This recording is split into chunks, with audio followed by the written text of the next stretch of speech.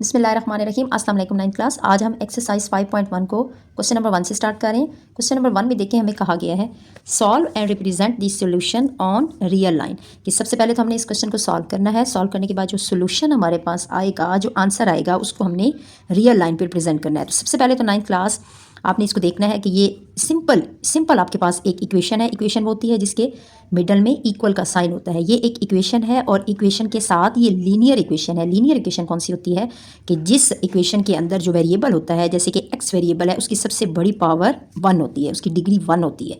तो वो हमारे पास इक्वेशन जो होती है वो लीनियर इक्वेशन होती है। तो उसको सॉल्व करने का बहुत सिंपल मेथड है। इक्वेशन हमारे पास है 12x + 30 which is equal to -6। ये हमारे पास वेरिएबल वाली टर्म है, ये कांस्टेंट है और ये भी कांस्टेंट टर्म है। तो सिंपल हमने ये काम करना है कि जब हमने क्वेश्चन को सॉल्व करना है तो कांस्टेंट को कांस्टेंट की तरफ लेके जाना है। 12x which is equal to -6 को तो हम एज इट इज़ अपनी जगह पे ही रख रहे हैं, बट 30 को हम लेफ्ट साइड से राइट साइड पे मूव कर रहे हैं। तो जब 30 राइट साइड पे आएगा तो ये अपना साइन चेंज कर देगा। कोई भी नंबर जो राइट से लेफ्ट या लेफ्ट से राइट को मूव करता है वो अपना साइन चेंज कर देता है। हमारे पास आंसर आएगा 12x which is equal to -6 and -30। Negative की दोनों टर्म्स होती ऐड हैं, बट आपको साइन नेगेटिव का देती हैं। अब हमारे पास आया -36। एक्स के साथ जो कोफिशेंट है 12, ये मल्टीप्लाई हो रहा है। इनके मिडल में कोई प्लस माइनस का साइन नहीं है। इट्स मीन 12 और एक्स आपस में मल्टीप्लाई हो रहे हैं। तो अगर इक्वेशन के एक साइड पे एक नंबर मल्टीप्लाई हो रहा होता है तो जब वो दूसरी साइड पे मूव करता है तो वो डिवाइड होता है। -36 डिवाइडेड बाय 12। इसके बाद आपने कैंसिलेशन कर देनी है। x is equal to 12 1s are 12 and 12 3s are 36। Sign हमारा आंसर के साथ आ जाएगा। जो हमारा आंसर आया है 3, उसके साथ साइन आ जाएगा -3। अब हमारे पास जो सोल्यूशन सेट आया है वो -3 है, बट आपने यहाँ पे सोल्यूशन सेट को डायरेक्ट रियल लाइन पे रिप्रेजेंट नहीं करना। सबसे पहले मैं आपको थोड़ा सा इसका स्टार्ट में जो क्वेश्चन है उसको एक्सप्लेन कर दूँ। कि जैसे हमारे पास क्वेश्चन दिया गया है solve the equation and represent the solution on real line. Question को कैसे सॉल्व करना है, सबसे पहले तो एक क्वेश्चन होगा, क्वेश्चन को सॉल्व करना है। सॉल्व करने के बाद जो हमारे पास सोल्यूशन सेट आएगा, जैसे कि इस इक्वेशन में हमारे पास solution set x equal to 4 आया है। अब x इक्वल टू 4 को डायरेक्ट रियल लाइन पे रिप्रेजेंट नहीं करना, पहले हमने चेक करना है। चेक करने के लिए हमने क्या करना है कि इसी x इक्वल टू 4 को अपनी गिवन इक्वेशन में पुट करना है। गिवन इक्वेशन हमारे पास है 3x - 5 इक्वल टू 7। तो 3x की जगह पे हमने वो इसकी x की वैल्यू को पुट किया 4 -5 विच इज़ इक्वल टू 7। और इस बात का आपने ख्याल रखना है कि जब चेक करना है तो किसी भी टर्म को राइट टू लेफ्ट मूव नहीं करना, लेफ्ट टू राइट मूव नहीं करना, ठीक है। 7 राइट साइड पे ही रहेगा, लेफ्ट साइड पे सारा सोल्यूशन करेंगे और 7 इक्वल टू 7 आ जाएगा। इट्स मीन जब left side equal to right side हो जाएगी तब उसके बाद हमारा जो x इक्वल टू 4 जो सोल्यूशन सेट आया है तब हम उसको रियल लाइन पे रिप्रेजेंट करेंगे। चूँकि x इक्वल टू 4 आया तो आपने क्या करना है ना क्लास के रियल लाइन के लिए एक आपने ओरिजिन लेना है। ओरिजिन लेने के लिए 4-5 टर्म्स पॉजिटिव ले लेनी है, 4-5 टर्म्स नेगेटिव ले लेनी है, और जो हमारा सोल्यूशन सेट आएगा उसको आपने वहाँ पे जैसे 4 आया है तो 4 के ऊपर आपने ऐसे एक डॉट सा लगा देना है। इससे हमें ये रिप्रेजेंटेशन हो जाएगी कि हमारा सोल्यूशन सेट की वैल्यू क्या है 4। अब हम भी यही काम करेंगे। हम सबसे पहले तो चेक करेंगे। चेक करने के लिए मैंने अपनी इक्वेशन को दोबारा लिखा है। इक्वेशन को दोबारा लिखने के बाद मैं x की वैल्यू को -3 पुट करूँगी। देखिए मेरे पास 12 है, 12x है, तो x की जगह पे मैं -3 पुट कर दूँगी। प्लस का 30 है विच इज़ इक्वल टू -6। अब मैं किसी भी टर्म को left to right, right to left move नहीं करूँगी। यहाँ पे राइट साइड पे तो -6 एज इट इज़ रहेगा। इनको मैं सॉल्व करूँगी। 12 3s आर 36 जो कि माइनस का 36 आ जाएगा और प्लस का 30। अब देखें -36 + 30 एक वैल्यू पॉजिटिव है, एक नेगेटिव है, सब्ट्रैक्शन होगी और सब्ट्रैक्शन में भी बड़ी वैल्यू का साइन आएगा minus is equal to -6। It's mean कि हमारे पास लेफ़्ट और राइट साइड दोनों इक्वल आ गई हैं। तो हमारा जो सोल्यूशन सेट है, जो सोल्यूशन सेट वो होता है जो x की वैल्यू आपने निकाली होती है, ठीक है ना। x equal to -3। अब हम इसको रियल लाइन पे रिप्रेजेंट करेंगे। सबसे पहले तो आपने लिखना x equal to -3 is a solution, क्योंकि सोल्यूशन सेट तो बन गया है ना, क्योंकि इसने ओरिजिनल इक्वेशन को ट्रू कर दिया। ओरिजिनल इक्वेशन जो हमारी गिवन इक्वेशन थी, हमने गिवन इक्वेशन में x इक्वल टू -3 को पुट किया तो लेफ्ट और राइट इक्वल आ गए। इट्स मीन इसने ओरिजिनल इक्वेशन को ट्रू साबित कर दिया। लेफ्ट और राइट साइड इक्वल हो गए तो ये सोल्यूशन सेट बन गया। अब आपने जब इसको रिप्रेजेंट करना है 9th क्लास, तो ओरिजिन सेम डिस्टेंस से आपने यहाँ पे आप एक यहाँ पे 2 का गैप भी ले सकते हैं, 2 सेंटीमीटर का, 3 सेंटीमीटर, लेकिन जो गैप आपने लेना है वो सेम सब में लेना है, ठीक है ना। यहाँ पे आपने इक्वल डिस्टेंस से गैप लेना है। इक्वल डिस्टेंस से गैप लेने के बाद चूँकि हमारा -3 सोल्यूशन है ना, तो आपने ऐसा करना है कि रियल लाइन पे 3 से एक स्टेप ज़्यादा 4 वैल्यूज़ आप पॉजिटिव ले लें। जैसे कि मैंने यहाँ पे +1 ले लिया, +2 ले लिया, +3 ले लिया और +4 ले लिया, एक स्टेप ज़्यादा। तो यहाँ पे मैं -1 लूँगी, -2 और -3, 4। तो हमारे पास जो सोल्यूशन आया है -3, सिंपल सा काम है कि उसके ऊपर आपने एक -3 आपका, चूँकि x की नेगेटिव वैल्यूज़ में होता है, रियल लाइन में राइट साइड पे x की पॉजिटिव वैल्यूज़ होती हैं और 0 के लेफ्ट साइड पे x की नेगेटिव वैल्यूज़ होती हैं। ये x एक्सिस होता है, x पॉजिटिव यहाँ पे होता है, यहाँ पे x नेगेटिव होता है। अब x इक्वल टू -3 है, तो -3 आपका 0 के लेफ्ट साइड पे होगा। आपने -3 के ऊपर एक डार्क सा कलर का डार्क करके पॉइंटर से डॉट लगा देना है, तो यही आपका सोल्यूशन यहाँ पे रिप्रेजेंट हो जाएगा। सेकंड पार्ट देखें, second part x divided by 3 + 6 which is equal to -12। तो सिंपल आपने क्या काम करना है कि चूँकि ये कांस्टेंट है और ये कांस्टेंट है, तो कांस्टेंट को कांस्टेंट की तरफ लेके जाएंगे। x/3 which is equal to -12 as it is ही रहेगा, और 6 आपका पॉजिटिव है, पॉजिटिव साइन के साथ है, तो जब राइट साइड पे जाएगा तो ये नेगेटिव हो जाएगा। अब नेक्स्ट स्टेप में x/3 which is equal to -12 and -6, दोनों नेगेटिव की वैल्यूज़ हैं, ऐड हो जाएंगी। एडिशन के साथ साइन आपको नेगेटिव का दे देंगी। 12 और 6 18 और -18 आपका आंसर आएगा। अब आपने ये देखना है कि चूँकि हमें x की वैल्यू चाहिए, तो x के डिनोमिनेटर में 3 है, तो x के साथ 3 डिवाइड हो रहा है। तो जब एक नंबर डिवाइड हो रहा होता है तो वो इक्वेशन की दूसरी साइड पे मूव करता है, तो वो मल्टीप्लाई होता है। ये 18 के साथ मल्टीप्लाई हो जाएगा, 18 multiply by 3 and x which is equal to 18 3 ज़ार 8 3 ज़ार, आप मल्टीप्लाई भी कर सकते हैं ना, 8 3 ज़ार 24, टू आपका कैरी 3 1 ज़ार 3 और 4, और मल्टीप्लिकेशन में साइन नेगेटिव आ जाएगा। 18 3 ज़ार 54 नेगेटिव का। अब ये चेक करने के लिए कि x की ये जो वैल्यू है, क्या ये ओरिजिनल इक्वेशन को सेटिस्फाई करती है या नहीं करती, सोल्यूशन सेट बनता है या नहीं, हमने सबसे पहले इसको चेक करना है। चेक करने के लिए हम क्या करेंगे, सबसे पहले अपनी इक्वेशन को दोबारा से लिखेंगे। x/3 + 6 which is equal to -12। x की वैल्यू है -54, x की जगह पे हमने पुट करना है -54 divided by 3 + 6 which is equal to 12। अब जब आपने 3 को डिवाइड किया तो डिवीजन में आपने चेक करना है कि आंसर क्या आएगा। 3 के टेबल से आप करें, 3 1 ज़ार 3 और 3 8 ज़ार 24। आपका आंसर आया -18 + 6 विच इज़ इक्वल टू 12। -18 + 6, 18 में से 6 माइनस हुआ, आपका आ गया 12, और 18 चूँकि बड़ी वैल्यू है तो 12 के साथ नेगेटिव का साइन आएगा। सॉरी, यहाँ पे भी नेगेटिव का साइन तो एज इट इज़ चल रहा है ना।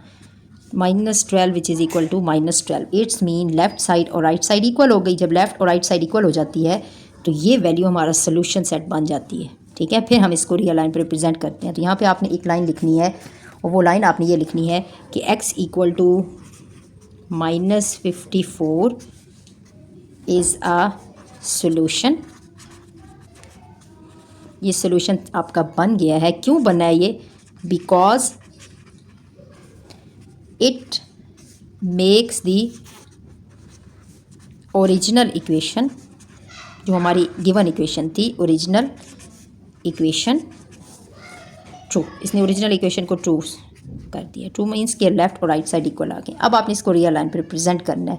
अच्छा, अब हमारी x की जो वैल्यू आई है वो -54 आई है। तो हमने क्या करना है कि जब अपने इसको रियल लाइन पर रिप्रेजेंट करना है, तो रियल लाइन पर रिप्रेजेंट करने के लिए आपने x पॉजिटिव और x नेगेटिव एक रियल लाइन बनानी है, और 2 सेंटीमीटर का गैप लेना है। 2 सेंटीमीटर का गैप इस तरह से आपने लेना है कि जैसे यहाँ पे सपोज़ मैंने 3 पे एक लाइन लगाई है, तो 4 को छोड़ के फिर मैंने 5 पे एक लाइन लगाई है, फिर 6 को छोड़ के फिर मैंने 7 पे एक लाइन लगाई है। 2 सेंटीमीटर का गैप लेके हमने यहाँ पे लाइन्स ड्रॉ कर दी। अब चूँकि x की वैल्यू चूँकि बहुत बड़ी है, तो हम अपनी रियल लाइन को इस तरीके से रिप्रेजेंट करेंगे कि 54 उसमें आ जाए, मतलब हम उसको ईजिली रिप्रेजेंट कर दें। अब हम 2 के गैप में ऐसा करते हैं कि यहाँ ओरिजिन है हमारा, ओरिजिन की चूँकि हमें नेगेटिव -54 चाहिए ना, मतलब 54 नेगेटिव है, तो नेगेटिव की वैल्यूज़ को हमने ज़्यादा रिप्रेजेंट करना है, उस साइड पे हमने चलना है। पॉजिटिव के साथ हमारा कोई काम नहीं है, तो हमने सिर्फ रियल लाइन पे ओरिजिन को बताना है और एक आध पॉजिटिव वैल्यू ले लेनी है, +10। बाकी हमने सारी नेगेटिव वैल्यूज़ को डील करना है। अब ओरिजिन से लेफ़्ट साइड पे हम मूव कर रहे हैं, तो -10 हमने लिया, फिर -20 लिया, फिर -30 लिया, 10 का गैप ले रहे हैं, -40 लिया, -50 लिया, और एक स्टेप हमने ज़्यादा -60 लिया। अब -54 x इक्वल टू -54 है, तो -54 आपका कहाँ पे होगा, ये 50 और 60 के बीच में होगा। आप देखें 50 और 60 का ये हाफ है, तो हाफ से एक स्टेप पीछे होगा 54। तो हमने क्या करना है कि हाफ से एक स्टेप पीछे यहाँ पे एक गोल सा दायरा लगा देना है और गोल से दायरे के ऊपर हमने यहाँ पे -54 को रिप्रेजेंट कर देना है, जिससे यहाँ पे एग्जामिनर को ऑटोमेटिकली पता चल जाएगा कि -54 यहाँ पे रिप्रेजेंट हो रहा है। ठीक है, तो हमने अपनी रियल लाइन पे अपने सोल्यूशन सेट को इस तरीके से डिस्ट्रीब्यूट करना है, चाहे वैल्यू कम हो या ज़्यादा, तो हमने उसी साइड पे मूव करना है। पॉजिटिव वैल्यू होगी तो हम रियल लाइन में पॉजिटिव वैल्यूज़ को ज़्यादा रिप्रेजेंट करेंगे ताकि हमारा सोल्यूशन सेट उसमें आ जाए, और नेगेटिव होगी तो फिर हम नेगेटिव को मूव करेंगे। अब यहाँ पे हमने 10-10 का गैप लिया है ताकि 54 ईजिली यहाँ पे रिप्रेजेंट हो सके। पार्ट 3 देखें। पार्ट 3 में हमारे पास जो बेसिस हैं जैसे कि 2, 4 एंड 12, इन बेसिस से हम इस क्वेश्चन को बहुत इजीली सॉल्व कर सकते हैं। जो डिनोमिनेटर में जितने भी नंबर होते हैं सबसे पहले हमने उनका एलसीएम निकाल देना होता है।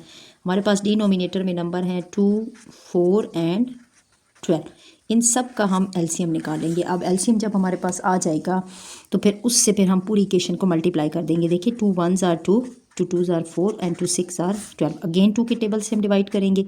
2 1s are 2, 2 1s are 2 and 2 3s are 12। इसके बाद 3 का टेबल 1, जब तक तमाम नंबर टोटल एंड पे 1 हो जाएगा वहाँ तक आपकी पूरी प्राइम फैक्टराइजेशन हो जाएगी। अब देखें हमारे पास प्राइम फैक्टर्स कौन कौन से आए हैं, 2, 2 एंड 3। इन सब को मल्टीप्लाई करें, 2 2s are 4 and 4 3s are 12। Means कि हमारा एलसीएम क्या आया है, 12। अब इस 12 को हमने पूरी इक्वेशन के साथ मल्टीप्लाई करना है। तो मल्टीप्लाइंग इक्वेशन नंबर, आप इसको कोई भी नाम दे सकते हैं किसी भी इक्वेशन को सॉल्व करने के लिए। आप इसको 1 कह सकते हैं, आप इसको a कह सकते हैं, कोई भी आप नाम दे सकते हैं। ठीक है ना। तो हम यहाँ पे लिखेंगे कि मल्टीप्लाइंग इक्वेशन नंबर, जिसको हमने नाम दिया है इक्वेशन a बाय 12। किससे हम मल्टीप्लाई कर रहे हैं, 12 के साथ। जब हम 12 से मल्टीप्लाई करेंगे, देखिए अपनी गिवन इक्वेशन को दोबारा देखें, x/2, इसको भी हमने मल्टीप्लाई कर दिया, मतलब 12 मल्टीप्लाई बाय x/2। उसके बाद -3 को x/4 को भी 12 से मल्टीप्लाई करना है, तो 12 multiply by 3x divided by 4 and equal to 12 multiply by 1/12। Means के सब नंबर्स को जो जो टर्म्स हमारे पास थी इन सब को हमने 12 से मल्टीप्लाई कर दिया। आप मल्टीप्लिकेशन का साइन भी रख सकते हैं और ब्रैकेट भी रख सकते हैं। ठीक है ना। जब हम एलसीएम लेके अपनी पूरी इक्वेशन को इस तरह से मल्टीप्लाई कर देते हैं तो 9th क्लास इससे हमें फ़ायदा क्या होता है, हमें फ़ायदा ये होता है कि हमारी इक्वेशन का जो फ्रैक्शन होती है वो ख़त्म हो जाती है, वो रिमूव हो जाती है। हमारा क्वेश्चन सिंपल हो जाता है। कैसे, देखिए 2 1s are 2 एंड 2 6 are 12।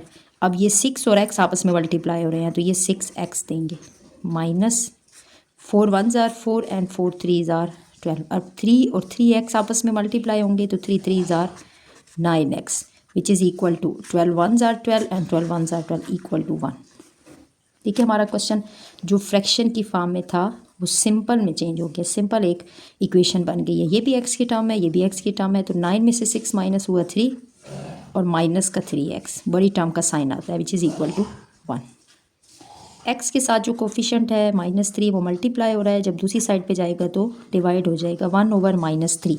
अब इस बात का आपने ख्याल रखना है कि फ्रैक्शन में न्यूमरेटर या डिनोमिनेटर में किसी भी नंबर के साथ जब माइनस का साइन आता है तो वो फिर पूरी फ्रैक्शन का साइन बन जाता है। हम इसको लिखेंगे x इक्वल टू -1/3, मतलब 3 के साथ जो नेगेटिव का साइन था वो अब पूरी फ्रैक्शन का माइनस का साइन है। इसको इस तरह से पढ़ा जाता है, x इक्वल टू -1/3।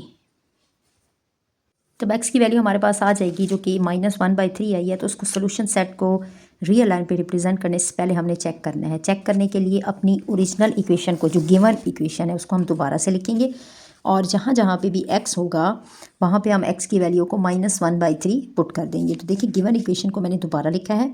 दोबारा लिखने के बाद ये राइट साइड है इक्वल के इधर ये लेफ्ट साइड है। अब इसमें देखें जहाँ जहाँ पे भी x होगा वहाँ -x/2 है। तो ये देखें फ्रैक्शन है और नीचे 2 है, ऊपर x है, तो x की जगह पे मैं पुट कर रही हूँ -1/3, मतलब कि x की जो वैल्यू है वो इटसेल्फ फ्रैक्शन में है माइनस, उसके बाद ये फ्रैक्शन है ये, और डिनोमिनेटर में 4 है। ऊपर हमारे पास वैल्यू है 3x, तो x की जो वैल्यू है वो इटसेल्फ फ्रैक्शन में है -1/3 विच इज़ इक्वल टू 1/12, मतलब कि राइट साइड पे कोई x की टर्म नहीं है। अब आप यहाँ पे अगर ध्यान दें तो ये -1/3 और ये जो फ्रैक्शन है इसका क्या मतलब है कि ये डिवीजन है ना, -1/3 डिवाइडेड बाई 2, तो हम इसको साइन की फॉर्म में लिखेंगे डिवाइडेड बाई 2। इससे next term minus minus plus हो जाएगा और न्यूमिनेटर में ही ये x आपका सिंपल है, ये 1/3 मतलब ये डिनोमिनेटर में है तो ये 3 और 3 आपस में कट जाएंगे, न्यूमिनेटर में ओनली 1 बच जाएगा, माइनस माइनस प्लस हो गया, plus 1/4 which is equal to 1/12। अब डिवीजन जो होती है ना, जब हम डिवीजन को मल्टीप्लिकेशन में चेंज करते हैं तो हमारे पास जो डिवीजन के बाद की टर्म होती है वो इंटरचेंज हो जाती है, न्यूमिनेटर डिनोमिनेटर में और डिनोमिनेटर न्यूमिनेटर में चला जाता है। अगर आप इसको गौर से देखें तो ये 2 का मतलब क्या है कि 2 के डिनोमिनेटर में कुछ भी नहीं है तो 1 है, मतलब ये 2/1 है। जब आप डिवीजन को मल्टीप्लिकेशन में चेंज करेंगे तो ये टर्म उलट जाएगी, ये 2/1 है तो ये 1/2 हो जाएगी, plus 1/4 which is equal to 1/12। अब -1/3 मल्टीप्लाई बाय 1/2, ये दोनों मल्टीप्लाई हो रही हैं टर्म, तो ये 1 से मल्टीप्लाई होगा तो 1 आ जाएगा, मतलब -3 2 से मल्टीप्लाई हो जाएगा तो 6 आ जाएगा, plus 1/4 which is equal to 1/12। अब देखिए यहाँ पे हमारे पास डिनोमिनेटर में 6 है, इधर डिनोमिनेटर में 4 है, मीटर में प्लस का साइन है, तो जब भी प्लस माइनस का साइन आ जाए और डिनोमिनेटर्स डिफरेंट आ जाए तो वहाँ पे हमें एलसीएम लेना होता है। तो 6 और 4 का एलसीएम क्या आएगा, 6 और 4 का आप एलसीएम निकालें, 4,6, तो 2 2s are 4, 2 3s are 6, 2 1s are 2 and 2 3s are 3 1s are 3 and 3 1s are 3, means कि हमारे पास 2 2s are 4, 4 3s are 12, 12 इसका 4 और 6 का एलसीएम क्या है 12। अब जब आपका एलसीएम आ गया तो यहाँ पे आपने एलसीएम के लिए नीचे 12 लिखा। 12 एलसीएम का ये रूल होता है कि जिन दो नंबर्स का आपने एलसीएम निकाला हुआ होता है फिर वो डिनोमिनेटर उनकी बेसिस जो होती हैं वो एलसीएम को डिवाइड करती हैं। ये 6 जो होगा ना ये इस 12 को डिवाइड करेगा, 6 2s are 12, 6 2s are 12, तो वो जो 2 होगा वो 1 से मल्टीप्लाई हो जाएगा तो 2 1s are 2 मतलब -2 आ जाएगा।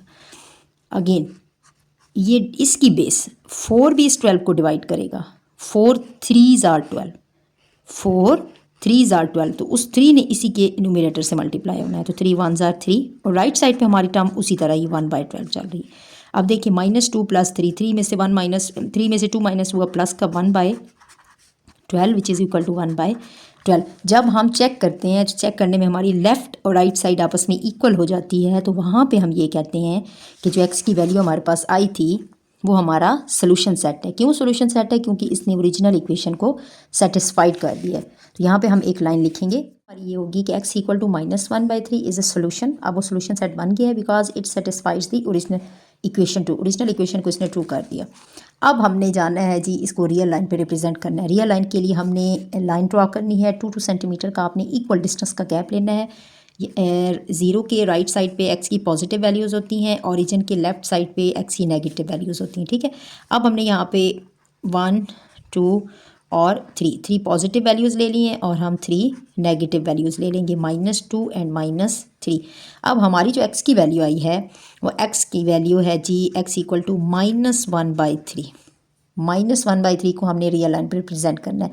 तो जब 1/3 को आप कैलकुलेटर से डिवाइड करेंगे तो ये आपको वैल्यू देगा 0.333 अप टू सॉन, जी वैल्यू बार बार रिपीट होती रहेगी, मतलब नेगेटिव टर्म है ना, -0.3333।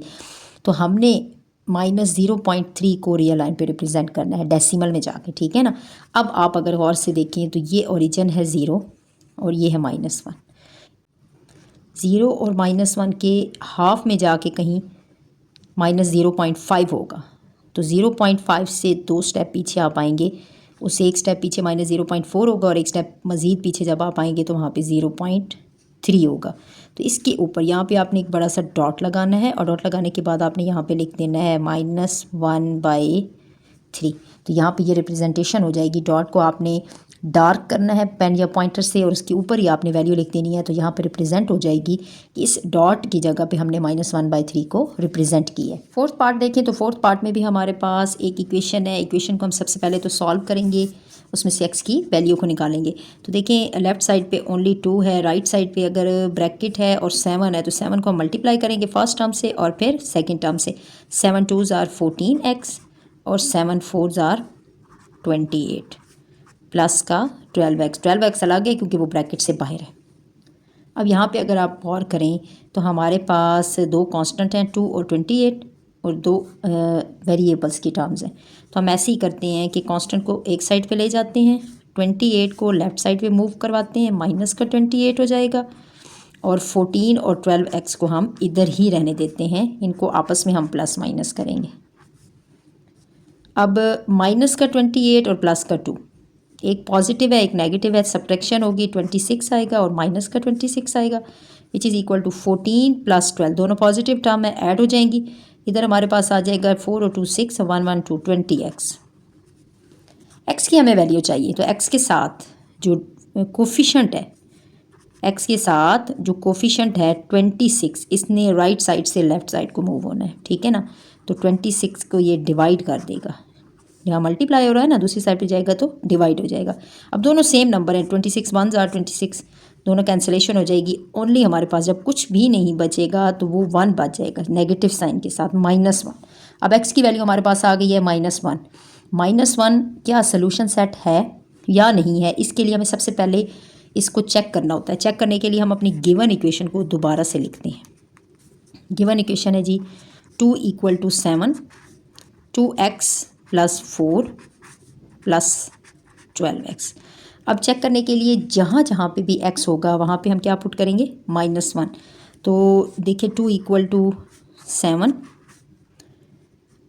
2x की जगह पे -1 + 4 + 12, x की जगह पे -1, 2 विच इज़ इक्वल टू 7 अभी ब्रैकेट से बाहर ही है, ठीक है ना। 2 और x है ना, तो 2 ने -1 से मल्टीप्लाई हुआ, -2 + 4 और प्लस यहाँ पे 12 ने -1 से जब मल्टीप्लाई हो गया तो ये आपका -12 हो जाएगा, तो यहाँ पे साइन नेगेटिव हो जाएगा, माइनस का 12x।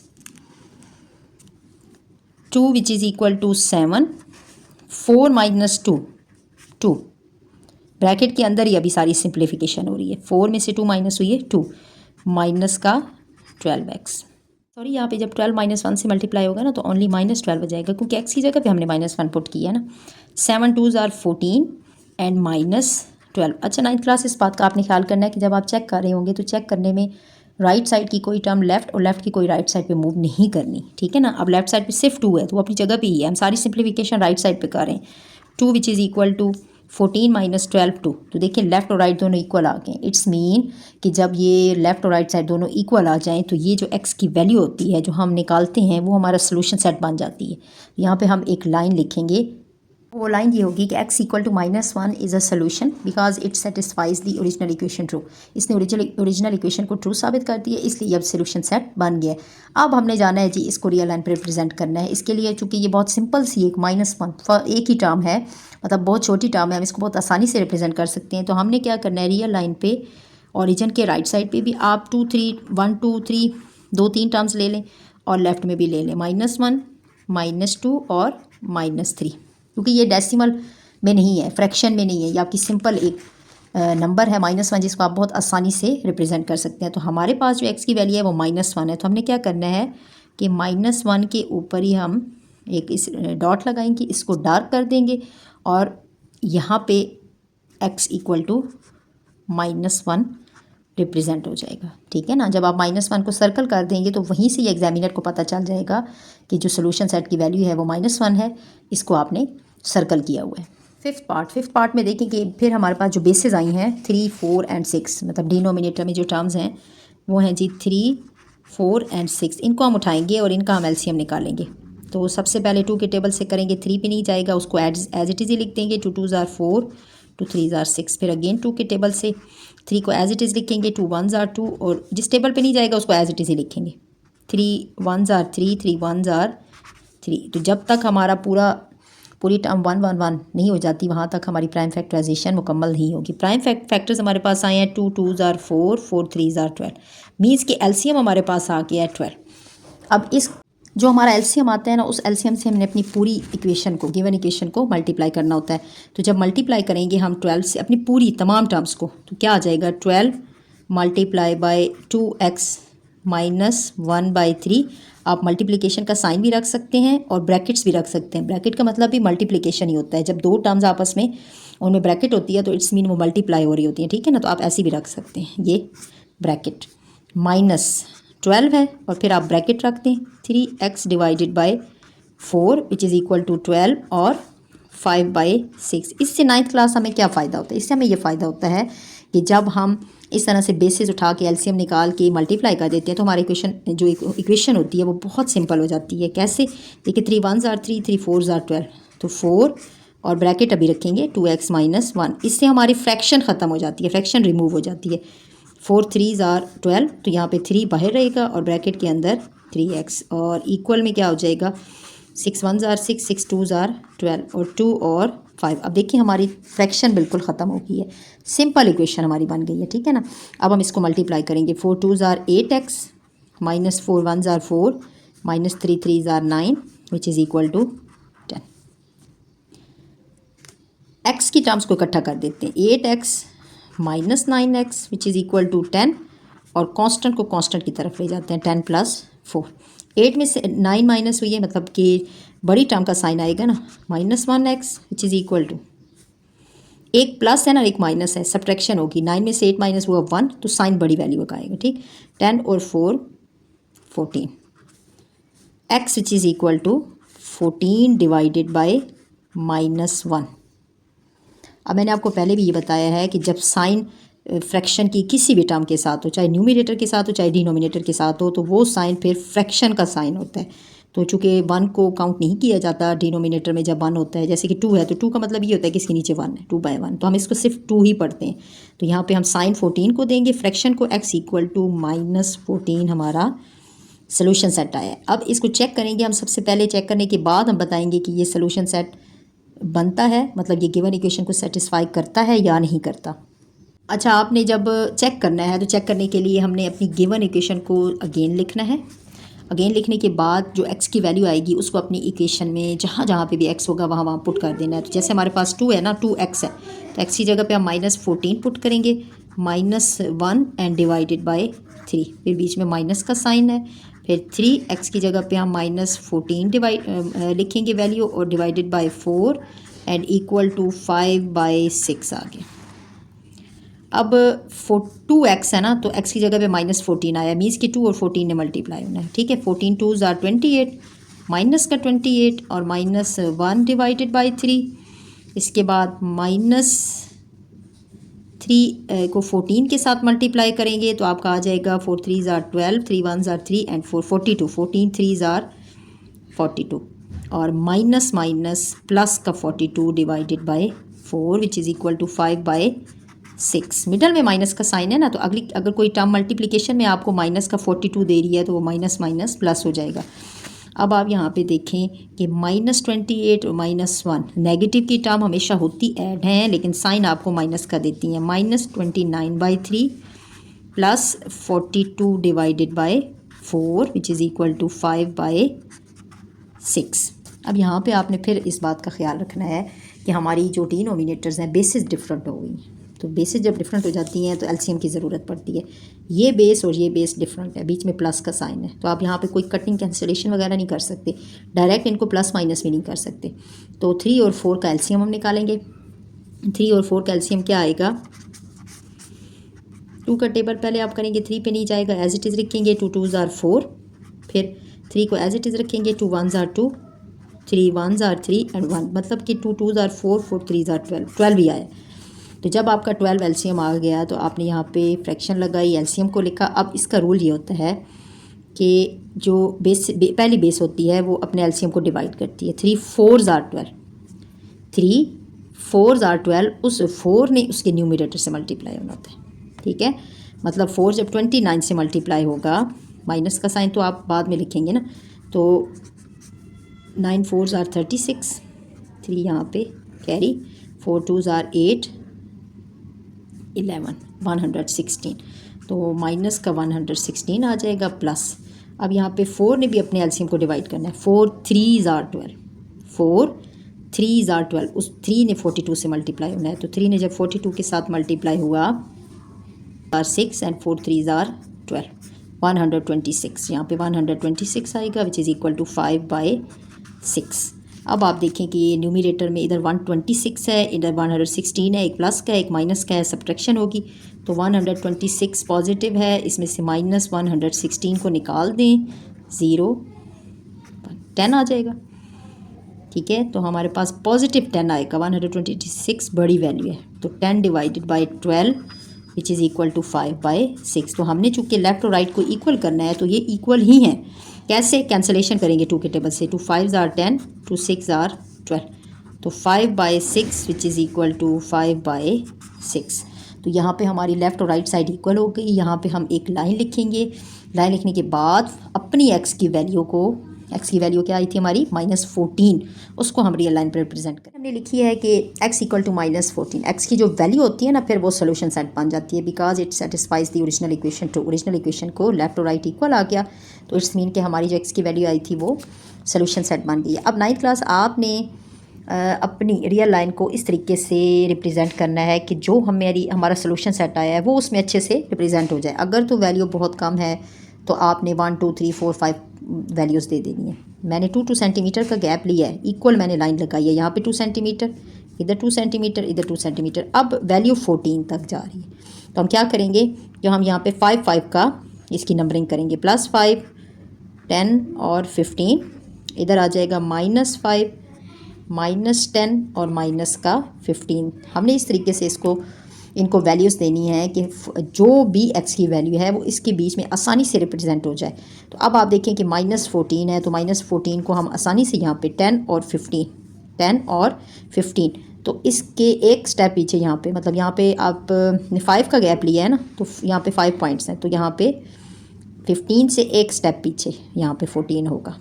ठीक है, तो यहाँ पे आपने सर्कल को डार्क करना है और इसके ऊपर आपने -14 लिख देना है तो यहाँ पे -14 की रिप्रेजेंटेशन हो जाएगी। 6 पार्ट में देखें, 6 पार्ट में हमारे पास जो बेसिस हैं वो 5 और 10 हैं।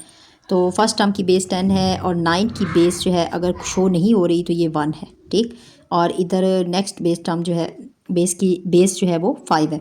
अब हमने क्या करना है कि जितनी भी बेसिस हैं जो डिनोमिनेटर में नंबर हैं उनको हमने उठा लेना है। डिनोमिनेटर में है 5 और -10, कॉमा लगा के हम इनका एलसीएम निकालेंगे। ठीक, 2 के टेबल पे ये डिवाइड होंगे, 5 पे नहीं जाएगा, 5 को एज इट इज़ लिख देंगे, 2 5 आर 10। अब इसके बाद 5 1 are 5 and 5 1 are 5। Two prime factor हमारे पास आ गए हैं और 2 और 5 को आप जब आपस में मल्टीप्लाई करेंगे तो हमारे पास आएगा 10 हमारा एलसीएम आया। इस 10 को हमने अपनी पूरी इक्वेशन के साथ मल्टीप्लाई करना है। ठीक है ना, और हर टर्म के साथ मल्टीप्लाई करना है। ये नहीं आपने कहना कि इसके डिनोमिनेटर में चूँकि बेस नहीं थी तो हम इसको मल्टीप्लाई नहीं करेंगे, नहीं, हर टर्म के साथ मल्टीप्लाई करेंगे। और टर्म कैसे अलग होती है, प्लस माइनस के साइन से। फर्स्ट टर्म के साथ हम मल्टीप्लाई करेंगे 10, आपने ब्रैकेट रखनी है, ब्रैकेट का मतलब मल्टीप्लिकेशन होती है। ठीक है ना, -5x divided by 10 which is equal to 10 और 9/1 और -10 और इसको भी आप ब्रैकेट में रख दें। 10x ऊपर है ना तो आप 10x भी कह सकते हैं, 10x डिवाइडेड बाई 5। ये आपका वर्किंग था, मैं इसको साइड पे करें। अब इससे हमें क्या फ़ायदा होगा, जब हम एलसीएम से मल्टीप्लाई कर देते हैं तो हमारी इक्वेशन बहुत सिंपल हो जाती है। कैसे, जैसे कैंसिलेशन हो जाती है, 10 से कटिंग करेगा तो हमारे पास ओनली 5x बच जाएगा। 5x which is equal to 10 9s are 90 minus 5 1s are 5 and 5 2s are 10 और जो 2 10x से मल्टीप्लाई होगा तो ये आ जाएगा -20x। x की 2 टर्म्स हैं हमारे पास, दोनों टर्म को हम इकट्ठा करेंगे। दोनों टर्म को इस तरह से इकट्ठा करेंगे कि 5x को आपने इधर ही रख दिया, 20 आपका लेफ्ट में मूव करेगा तो प्लस का 20x बन जाएगा विच इज़ इक्वल टू 90 अपनी जगह पी रहा है। अब 20x और 5x, एक पॉजिटिव है एक नेगेटिव है, सब्ट्रैक्शन होगी, आंसर आ जाएगा 15x और पॉजिटिव आएगा क्योंकि 20 बड़ी टर्म है। 90 x के साथ जो कोफिशिएंट है वो डिवाइड होगा क्योंकि इधर मल्टीप्लाई हो रहा है। 90 divided by 15, 15 1s are 15 and 15 6 are 90। x की वैल्यू हमारे पास आ गई है 6।